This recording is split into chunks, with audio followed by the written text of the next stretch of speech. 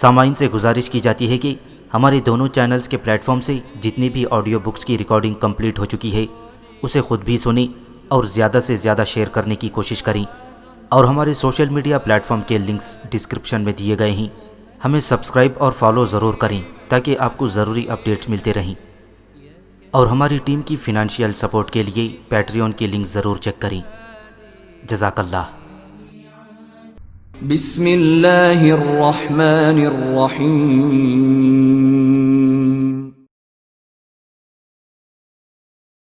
ڈوب ڈوب کے ابھری ناؤ، معاشرے پر چھائے ہوئے جعلی پیروں کے گناہوں کی شرمناک روداد۔ مصنف عنایت اللہ التمش۔ ایپیسوڈ 29۔ بختی کی زندگی کا یہ تلخ دور ختم ہو گیا۔ اس نے سکھ چین کا سانس لیا اور ایسی پرسکون ازدواجی زندگی کا آغاز کیا جس کے اس نے کبھی خواب دیکھی تھی، لیکن ایک خطرہ ہر وقت اس کے سر پر منڈلاتا رہتا تھا۔ وہ یہ تھا کہ اس کے محلے کی عورتیں اپنے آدمیوں کی باتیں سن سن کر بختی کو خبردار کرتی رہتی تھیں کہ وہ اس سعید سے چوکنی رہے۔ بختی نے جب بھی پرویز کے ساتھ اس معاملے پر بات کی تو پرویز نے ہنس کر ٹال دیا۔ پرویز کو اپنے محکمے پر بڑا ہی ناز تھا۔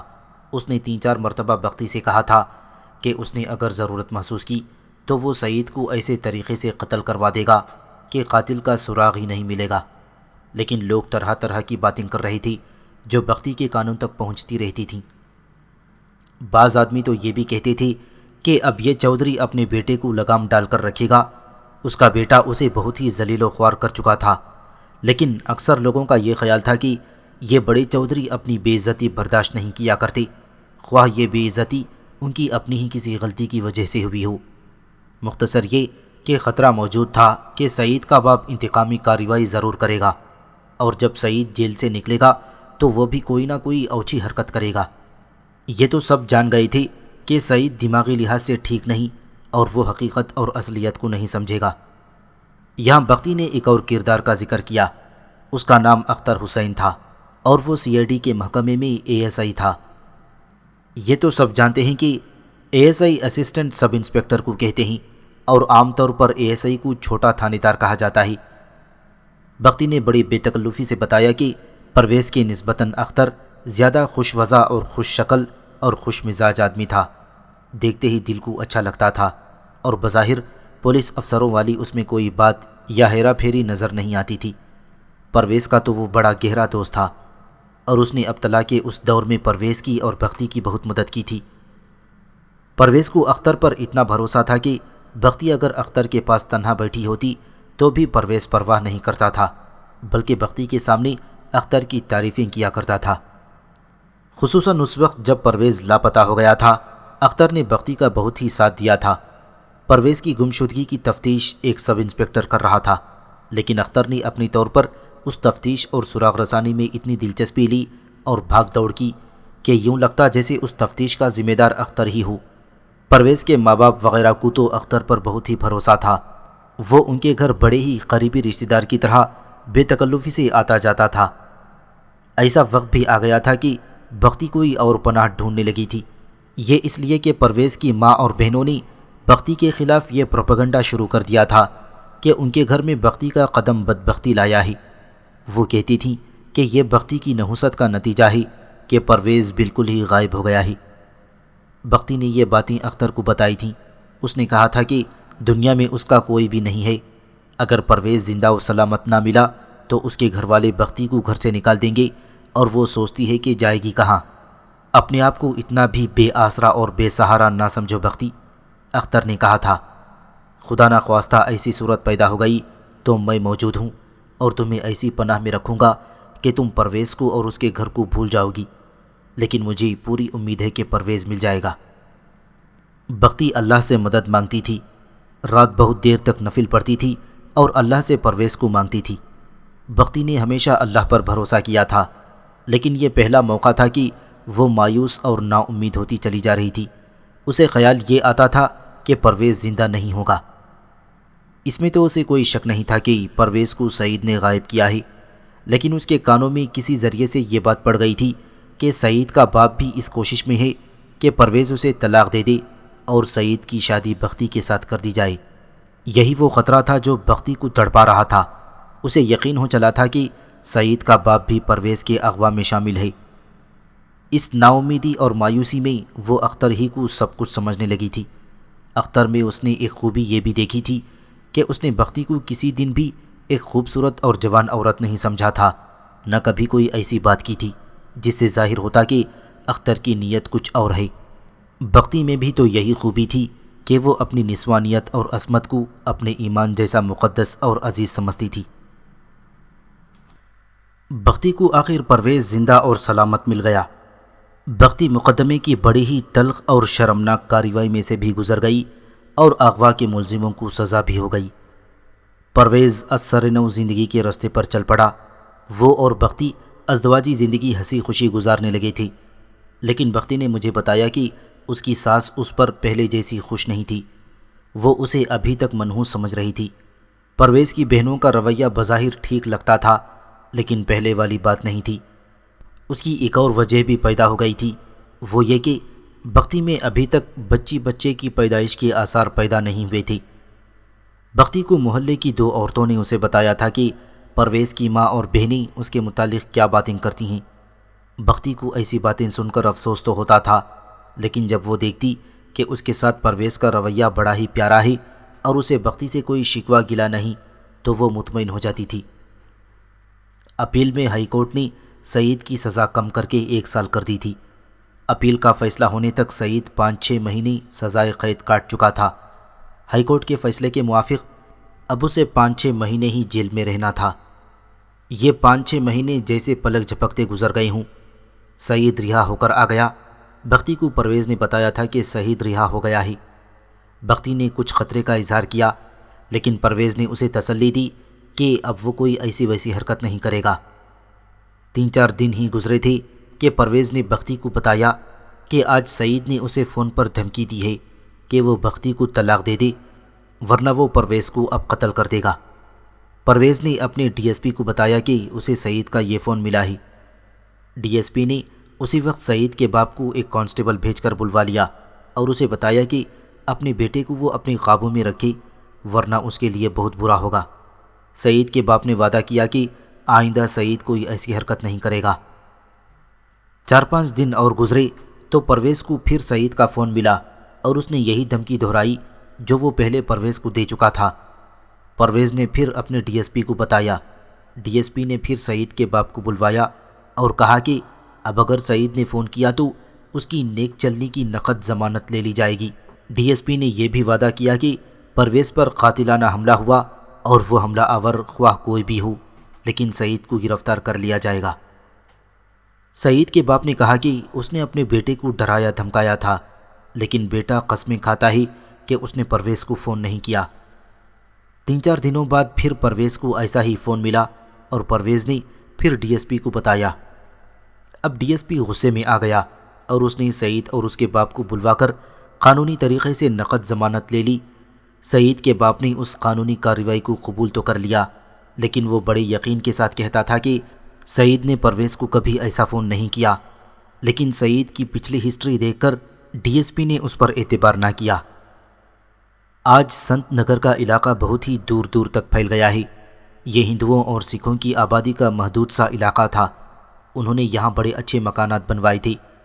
اس سے آگے دریائے راوی تک تمام علاقہ خالی تھا، کہیں کہیں زمین بنجر تھی اور کھیت بھی تھے۔ ہندوؤں اور سکھوں نے یہ مقام شہر سے باہر بنائے تھے، لیکن آج سنت نگر یوں لگتا ہے جیسے شہر کے درمیان میں آ گیا ہو۔ جن لوگوں نے پاکستان کے ابتدائی دور کا سنت نگر نہیں دیکھا، وہ شاید نہ سمجھ سکیں کہ اس آبادی کے آگے علاقہ کیسا ہوا کرتا تھا۔ شام کے بعد لوگ اس طرف جانے سے ڈرتے تھے۔ جب سعید کی نقد ضمانت لی گئی، اس سے 8-10 دنوں بعد کا واقعہ ہے کہ شام کے وقت Parvez A S I Akhtar Hussain کے ساتھ کہیں سے واپس آ رہا تھا۔ بختی کو معلوم نہیں تھا کہ وہ کہاں گئے تھے۔ ان کا اکٹھے جانا کوئی عجیب بات نہیں تھی، کیونکہ ان کی بڑی گہری دوستی تھی۔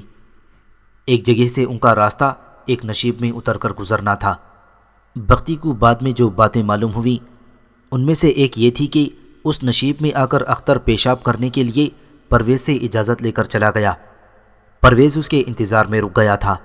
اچانک کہیں سے ایک بندوق کے ایک بعد دیگرے 2 کارتوس فائر ہوئے جو پرویز کی پیٹھ پر کندھوں سے ذرا نیچے لگے۔ پرویز گر پڑا۔ اختر دوڑ کر اس تک پہنچا۔ پرویز مر چکا تھا۔ دونوں کارتوسوں کے چھپرے اس کی پیٹھ میں لگے تھے اور سینے میں سے گزر گئے تھے۔ اختر حسین نے ہر طرف دیکھا۔ اسے کچھ دور ایک آدمی نظر آیا۔ اختر نے اس آدمی کو بلوایا اور وہ آدمی دوڑا آیا۔ اختر نے اس آدمی سے کہا کہ وہ لاش کے قریب کھڑا رہے۔ اختر دوڑتا ہوا سنت نگر کے علاقے کے تھانے میں پہنچا اور وہاں کے تھانے دار کو بتایا کہ کیا وقوع ہو گیا ہے۔ بختی کو یہ ساری باتیں بعد میں معلوم ہوئی تھیں۔ اختر نے تھانے دار کو بتایا کہ وہ قاتل کو جانتا ہے اور اسے یہ بھی معلوم ہے کہ قاتل کے پاس 12 بور کی 2 نالی بندوق ہے۔ پھر اس نے اس واردات کا سارا پس منظر بتایا۔ وہ دراصل تھانے دار کو بتا رہا تھا کہ پرویز کا قاتل سعید ہے اور وہ کتنے بڑے چودھری کا بیٹا ہے اور وہ لوگ ماڈل ٹاؤن میں رہتے ہیں۔ اختر بڑا ہی ہوشیار آدمی تھا۔ علاقہ تھانے دار اختر کا بڑا ہی مشکور ہوا کہ اس نے قاتل کی نشاندہی کر دی تھی۔ تھانے دار اپنے کام کو اچھی طرح سمجھتا تھا۔ اختر نے اسے کہا کہ وہ جائے وقوع پر چلا جائے اور ایک ASI اور چند ایک کانسٹیبل دے دے تاکہ وہ فوراً اس چودھری کے گھر پر چھاپا مارے اور بندوق برآمد کرے۔ یہ سارا انتظام بڑی تیزی سے ہو گیا۔ اختر نے اس تھانے دار کے ASI کو ساتھ لیا اور 4 کانسٹیبل بھی ساتھ لے لیے اور ایک تانگا روکا اور اس میں سوار ہو کر چودھری کے گھر پہنچے۔ سعید کا باپ دستک پر باہر نکلا تو ظاہر ہے پولیس کو دیکھ کر حیران رہ گیا ہوگا۔ اختر نے کہا کہ اس کا بیٹا کہاں ہے؟ پتہ چلا کہ سعید گھر میں نہیں ہے۔ اختر نے کہا کہ وہ اپنی 2 نالی بندوق دکھائے۔ چودھری ان سے پوچھتا تھا کہ یہ کیا معاملہ ہے۔ وہ کوئی معمولی سا آدمی تو نہیں تھا کہ پولیس کے سامنے کانپنے لگتا۔ اختر اسے کچھ نہیں بتا رہا تھا۔ اتنے میں سعید آ گیا۔ وہ کہیں باہر سے آیا ہوا تھا۔ اس کے ہاتھ میں 2 نالی بندوق تھی۔ کام کر آیا ہوں، سعید نے بڑی خوشی کے لہجے میں اختر حسین سے کہا۔ کیا کام کر آئے ہو؟ اختر نے اس سے پوچھا۔ دشمن کو ڈھیر کر آیا ہوں، اب میں آپ کی جھولی بھر دوں گا۔ کون سے دشمن کو ختم کر آئے ہو؟ سعید کے باپ نے اس سے پوچھا۔ آپ فکر نہ کریں ابو، سعید نے جواب دیا، اب مجھے کوئی نہیں پکڑ سکتا۔ سعید کا باپ تو چکرا کر رہ گیا۔ تصور میں لایا جا سکتا ہے کہ اپنے بیٹے کی یہ بات سن کر اس کا کیا حشر ہوا ہوگا۔ اختر نے باہر جا کر 2 معزز افراد کو پکڑا اور انہیں چودھری کے ڈرائنگ روم میں لے گیا جہاں سعید بامع بندوق اور اس کا باپ بیٹھے ہوئے تھے۔ ان 2 گواہوں کی موجودگی میں سعید سے بندوق لی گئی اور اسے کہلوایا گیا کہ وہ پرویز کو قتل کر آیا ہے۔ بظاہر یہ بات بڑی ہی عجیب لگتی ہے، لیکن دماغی لحاظ سے سعید بیکار ہو چکا تھا اور اسے ذرا سا بھی احساس نہیں تھا کہ وہ کیا کر آیا ہے اور اب اس کے ساتھ کیا ہو رہا ہے۔ یہ میں آگے چل کر بتاؤں گی کہ بختی کو یہ ساری باتیں کس طرح معلوم ہوئی تھیں۔ بندوق دیکھی گئی، دونوں نالیوں میں سے کارتوس فائر ہوئے تھے اور سعید اپنے بالکل نارمل موڈ میں تھا، لیکن اس کا باپ کچھ سمجھ نہیں پا رہا تھا کہ یہ کیا ہو رہا ہے۔ پولیس آلائے قتل کی برآمدگی پر اور اس صورتحال میں جو کاغذی کارروائی کیا کرتی ہے وہ اختر اور تھانے والے ASI نے کی اور دونوں گواہوں کے دستخط کروا لیے۔ پھر چودھری کے بھی دستخط کر لیے گئے۔ وہ دستخط نہیں کر رہا تھا، اس کے بجائے وہ بار بار ان دونوں پولیس افسروں کو دوسرے کمرے میں لے جانے کی کوشش کرتا تھا۔ ظاہر ہے وہ انہیں رشوت پیش کرنا چاہتا تھا، لیکن یہ دونوں ASI اس کی طرف توجہ نہیں دے رہے تھے۔ سعید کو گرفتار کر لیا گیا اور بندوق قبضے میں لے لی گئی۔ چودھری کا اپنا تانگا تھا۔ اختر نے اسے کہا کہ وہ تانگا تیار کروائے کیونکہ وہاں جانا ہے جہاں سے سعید نے فائر کیا تھا۔ اس طرح یہ ساری پارٹی اس جگہ پہنچی اور وہاں سے فائر کیے ہوئے دونوں کارتوس برآمد کر لیے گئے۔ سعید کو وہیں سے تھانے لے جا کر حوالات میں بند کر دیا گیا۔ قیامت تو پرویز کے گھر میں برپا ہوئی جب انہیں اطلاع پہنچی کہ پرویز کو کسی نے گولی مار دی ہے۔ سارا خاندان اٹھ دوڑا۔ لاش پوسٹ مارٹم کے لیے بھیج دی گئی۔ جن کا جوان بیٹا مارا گیا تھا ان کی غمزدگی کا اندازہ کیا جا سکتا ہے، لیکن بختی کو صرف یہ غم نہیں تھا کہ اس کا خاوند قتل ہو گیا تھا، بلکہ یہ بھی غم تھا کہ اس کا کوئی گھر گھاٹ نہیں تھا اور اب وہ کہاں جائے گی۔ اس نے مجھے سنایا کہ پرویز کی ماں اور بہنوں کے بین جگر چاک کر رہی تھی، لیکن انہوں نے یہ بھی کہنا شروع کر دیا تھا کہ اس چڑیل نے نہ جانے کہاں سے آ کر ہمارا بیٹا ہی کھا لیا ہے۔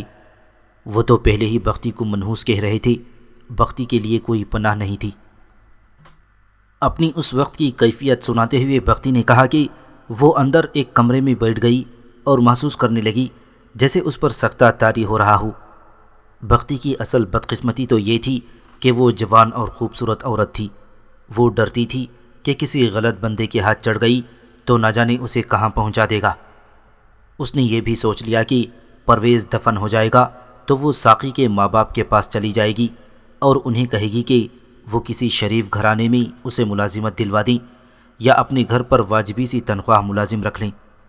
اس طرح اس نے نہ جانے کیا کیا سوچ لیا تھا۔ اس کا مستقبل تو بالکل ہی تاریک ہو گیا تھا۔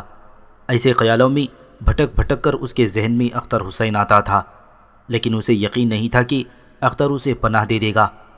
اختر کے متعلق وہ جانتی تھی کہ کچھ عرصہ پہلے اس نے شادی کی تھی، لیکن بیوی کے ساتھ بن نہیں سکی تھی اور اب وہ تنہا رہتا تھا۔ اس کے ذہن میں بار بار یہی خیال آتا تھا کہ اس گھر سے بھاگ جائے اور اختر کے قدموں میں جا گرے، لیکن ہر بار نہ جانے اسے یہ خیال کیوں آ جاتا تھا کہ اختر اسے قبول نہیں کرے گا۔ شاید اس لیے کہ اختر پرویز کا دوست تھا اور پرویز دنیا سے اٹھ گیا تھا۔ بختی ڈوب ڈوب کر ابھر رہی تھی۔ وقت رات کا تھا، پھر بھی اس کا گھر محلے کی عورتوں سے بھر گیا تھا۔ یہ کوئی عام سی موت ہوتی تو شاید یہ سما نہ ہوتا۔ پرویز قتل ہو گیا تھا اور یہ بڑی سنسنی خیز واردات تھی۔ اس زمانے میں لوگ یوں قتل نہیں ہوا کرتے تھے جیسے آج کل ہو رہے ہیں۔ پورے پورے خاندان کٹ رہے ہیں، راہ جاتے کہیں سے بھی گولی آتی ہے اور بندہ ڈھیر ہو جاتا ہے۔ اتنی زیادہ عورتوں میں سے کوئی ایک بھی بختی کے پاس نہ جا بیٹھی کہ رسمی ہی ہمدردی کے دو کلمے کہہ دے۔ اس کی وجہ یہ تھی کہ پرویز کی ماں اور بہنیں بین کرتی چیختی چلاتی اور بار بار یہی کہتی تھیں کہ اس چڑیل نے ہمارا جوان بیٹا کھا لیا ہے۔ یہ تو ہماری چار دیواری کی دنیا کا دستور ہے کہ ایسی بہو مل جائے جس کے آگے پیچھے کوئی نہ ہو یا وہ غریب گھرانے سے آئی ہو، تو اسے گھر میں نوکرانیوں جیسا درجہ دے دیا جاتا ہے اور اسے بولنے کے حق سے بلکہ تمام حقوق سے محروم کر دیا جاتا ہے۔ بختی کے متعلق تو سب جانتے تھے کہ تنہا ہے، بے آسرا ہے اور بے ٹھکانہ ہے اور پناہ گزین ہے۔ مجھے وہ دور یاد ہے جب پناہ گزین یا مہاجر ایک تانا بن گیا تھا۔ اگلے روز پرویز دفن ہو گیا۔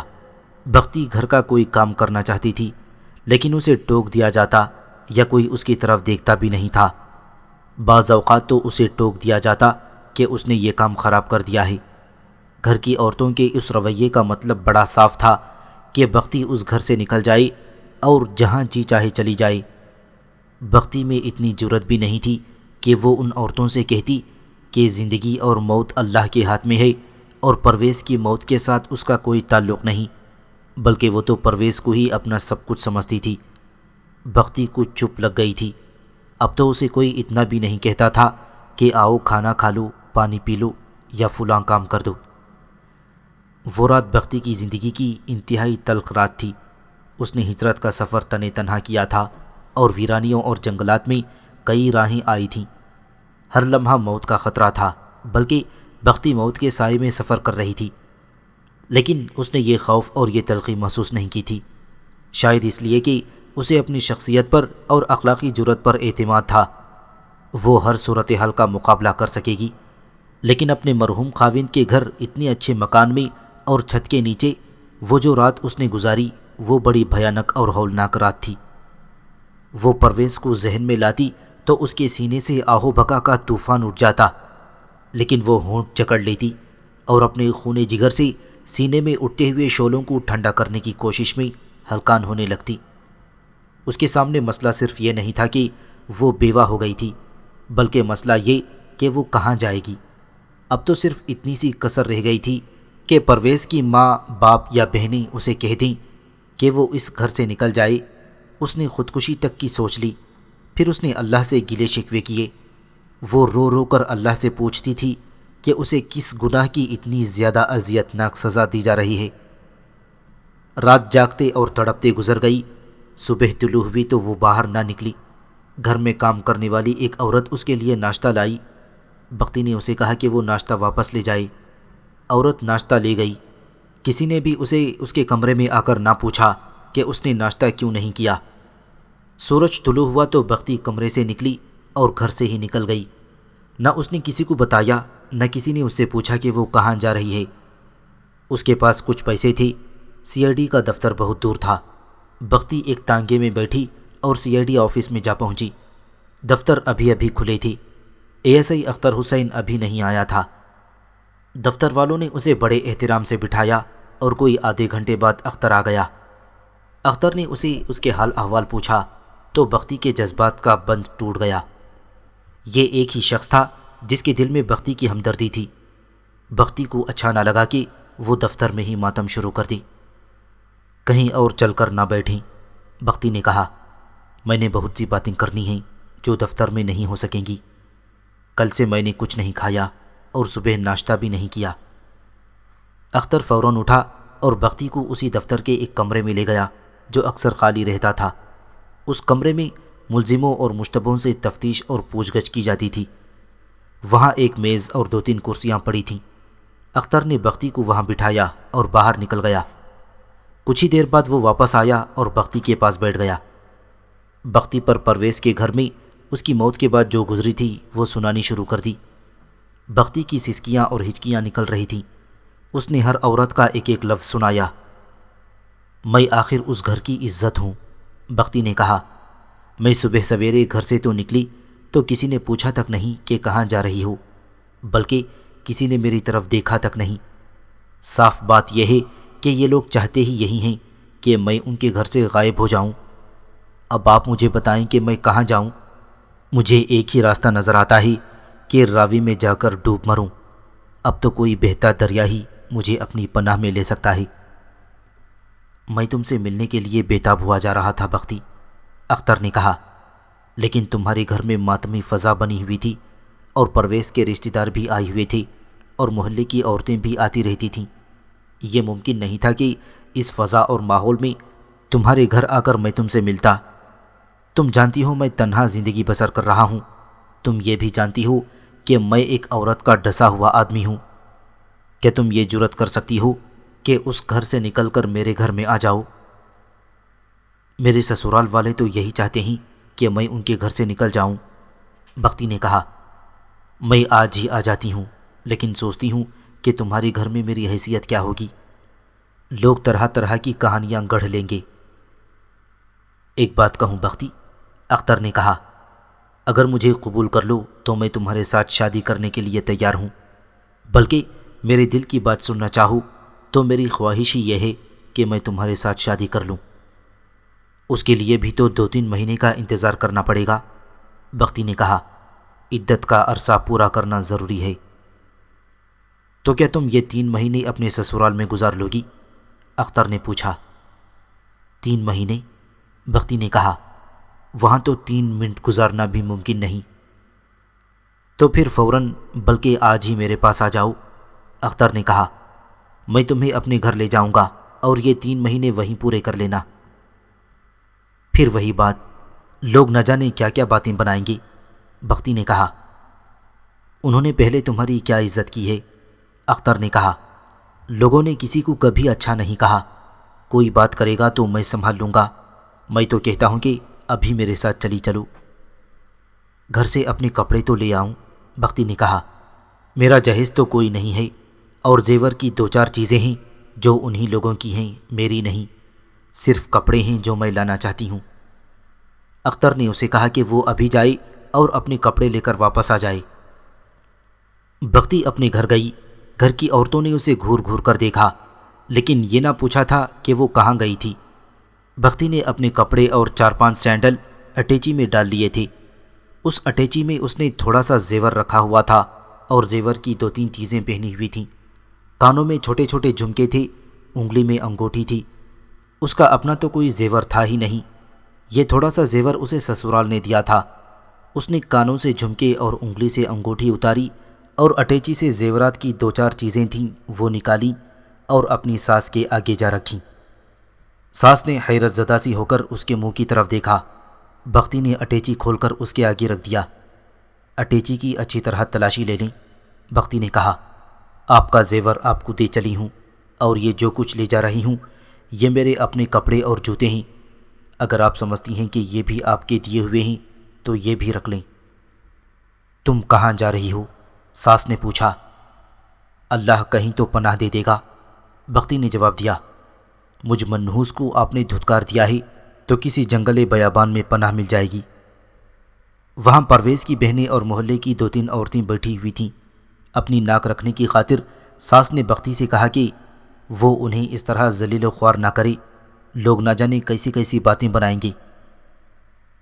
آپ سب نے مجھے جو باتیں کہہ ڈالی ہیں وہ تو میں ساری عمر نہیں بھول سکوں گی، بختی نے کہا۔ نہ مجھے لڑنا آتا ہے نہ میں بحث میں الجھوں گی۔ میں نے کہا ہے کہ اٹیچی دیکھ لیں، ایسا نہ ہو کہ میں چلی جاؤں تو آپ پیچھے مجھے بدنام کرتی پھریں کہ میں آپ کی فلاں چیز چوری کر کے لے گئی ہوں۔ تیرا دماغ تو صحیح ہے، ایک رشتہ دار عورت نے بختی سے کہا۔ عزت اور آبرو والیاں یوں گھروں سے نہیں جایا کرتیں، چل اندر چل کر بیٹھ۔ بختی نے سنی انسنی کر دی، اٹیچی بند کیا، اٹھایا اور اس گھر سے نکل گئی۔ کسی نے اس کے پیچھے جا کر نہ پکڑا۔ اسی سے ان کی ذہنیت کا اندازہ ہوتا تھا۔ وہ بختی کو اپنے خاندان کی عزت سمجھتیں تو اس کے راستے میں آ کر روک لیتیں اور دھکیل دھکیل کر واپس لے جاتیں۔ گھر سے کچھ دور جا کر اسے تانگا مل گیا اور وہ پھر CID کے دفتر میں جا پہنچی۔ اختر کو بتایا کہ وہ آ گئی ہے اور اسے یہ بھی بتایا کہ وہ کس طرح آئی ہے اور اس کے گھر کی عورتوں کا رویہ کیا تھا۔ لعنت بھیجو بختی، اختر نے کہا۔ اب تمہاری نئی زندگی کا آغاز ہوگا جس میں تمہیں کوئی دکھ نہیں ہوگا اور نہ ہی کوئی تکلیف ہوگی۔ اختر اسے اپنے گھر لے گیا۔ یہ درمیانہ درجے کا ایک صاف ستھرا مکان تھا۔ وہاں ایک ادھیڑ عمر نوکر بھی تھا۔ اختر اس گھر میں اکیلا رہتا تھا۔ اختر نے نوکر کو بختی کے متعلق کچھ باتیں بتائیں اور اسے سختی سے کہا کہ اسے وہ کوئی ایسی ویسی عورت نہ سمجھے اور پوری عزت اور احترام سے اس کا خیال رکھے۔